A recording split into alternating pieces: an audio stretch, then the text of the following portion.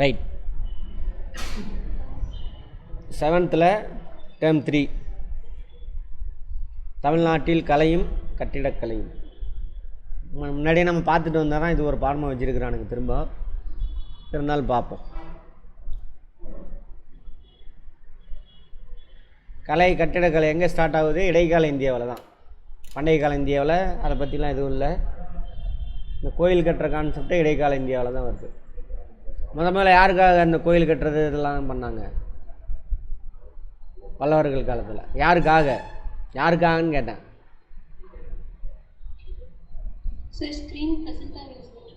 ஒரே நிமிஷம்.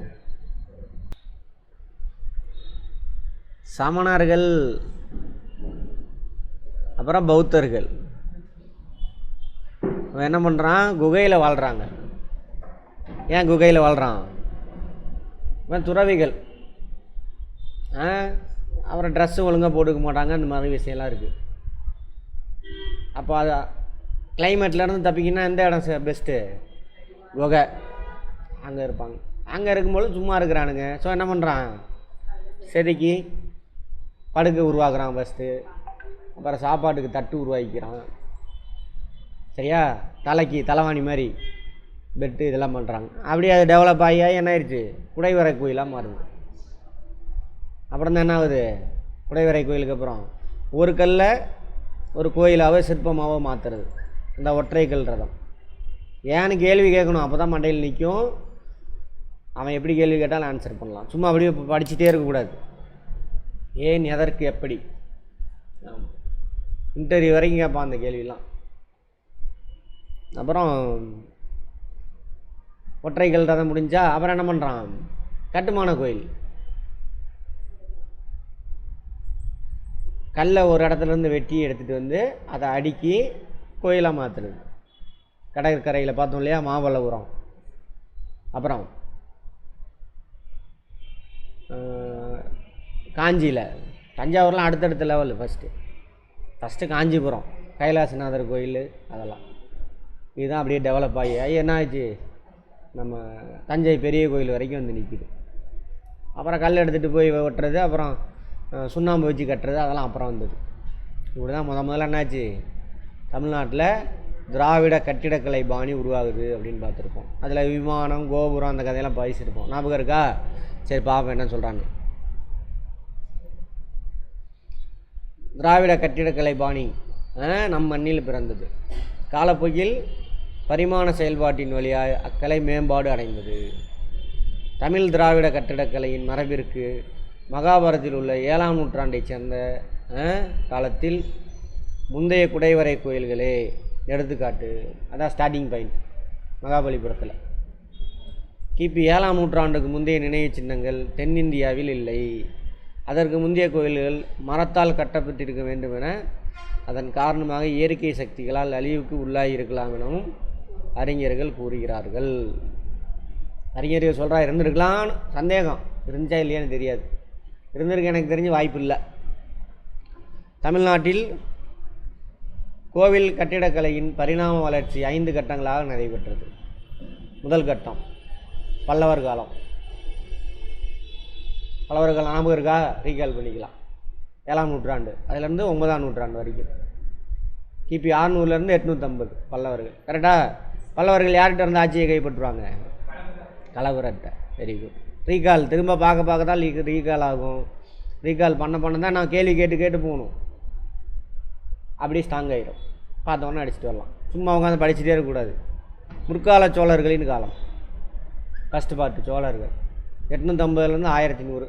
தொடர்ந்து அப்படியே கன்னியூவாக இருப்பாங்க. 1350 வரைக்கும் சோழர்கள் கன்னியூ ஆவாங்க. அது ஃபஸ்ட்டு பார்ட்டு 2ஆக பிரிக்கிறாங்க. அது 1100லேருந்து 1350 2வது பார்ட்டு. அடுத்தது விஜயநகர நாயக்கர்கள் காலம். அதை அப்படியே டெவலப் பண்ணி இவங்க எடுத்துகிட்டு வராங்க.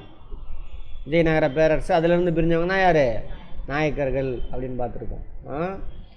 எந்தெந்த நாயக்கர்கள் அதை பற்றி கூட பாடலாம் சொல்லாமல் விட்டானுங்க. விஜயநகர பேரரசோடு நின்று போச்சு. நாயக்கர்கள் மதுரை நாயக்கர்கள், செஞ்சி நாயக்கர்கள், தஞ்சை நாயக்கர்கள் 3 பேர் இருப்பாங்க. ஓகேவா? அப்படியே டெவலப் ஆகும். அப்புறம் நவீன காலம் அதுக்கப்புறம் இங்கிலீஷ்காரன் வந்ததுக்கப்புறம் என்ன நடந்திருக்கு அப்படி. இப்போ ஃபஸ்ட்டு பார்ட் பல்லவர் காலம். பல்லவர் காலத்தில் தெரியும், பல்லவர் காலத்தில் பேசணும். குடைவரை கோயில், ஒற்றைக்கல் ரதா, அப்புறம் கட்டுமான கோயில்கள் எல்லாமே எங்கே இருக்குது அவங்களோடது, பல்லவர்களது. பல்லவரோட பில்டிங்லாம் எங்கே இருக்குது? மகாபலிபுரம், அப்புறம் காஞ்சிபுரம். பல்லவர் காலத்து கோயில் கட்டிடக்கலை குடைவரை கோயில்கள் என்னும் நிலையிலிருந்து கட்டுமான கோயில்கள் எனும் மாற்றத்திற்கு உள்ளானது. கரெக்டா? ரைட். நம்ம நீங்கள் சொன்னது தான் அப்படியே ரீகால் பண்ணுறாங்க. குடைவரை கோயில் நிர்மாணிக்கும் பொழுது முதலில் ஒரு மலையின் பாறை பரப்பிலிருந்து தேவைப்படும் வடிவத்தில் ஒரு பகுதி வெட்டப்படும், செதுக்கப்படும். செதுக்க என்னாவது தனி ஒரு பாறையாக ஆக்கப்படுகிறது. பின்னர் அப்பாறையை செதுக்கப்பட்டு குடையப்பட்டும் கோயிலாக வடிவமைக்கப்படும். இது மண்டகப்பட்டில் இருக்குது. இதெல்லாம் புத்தர், மகாவீரர் அவங்களா இருப்பாங்க. இதெல்லாம் இந்த மாதிரி சிலையெல்லாம். கடைசியில் அவனுக்கு விஷ்ணுன்னு கதை விட்டானுங்க. பெருமாள் விஷ்ணு பேரை மாற்றிக்கிட்டானுங்க. என்ன பாது ராஜா, லைட்டாக சிரிக்கிறீங்களே? இதான் உண்மை. ஆனால் நமக்கு சின்னதுலேருந்து சொல்லி கொடுத்ததெல்லாம் வேறு, உண்மையை போய் பார்த்தா வேறு மாதிரி இருக்குது. குடைவரை கட்டடக்கலைக்கு முன்னோடியாக திகழ்ந்தவர் பல்லவரசர் மகேந்திரவர்மன். கேட்பாங்க, குடைவரை கோயில் யாரோட பாணி? யாரோட பாணி? பல்லவனுடைய.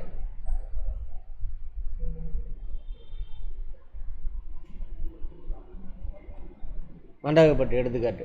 குடைவரை கோயில் பல்லவர்களது மகேந்திரவர்மன் பாணி.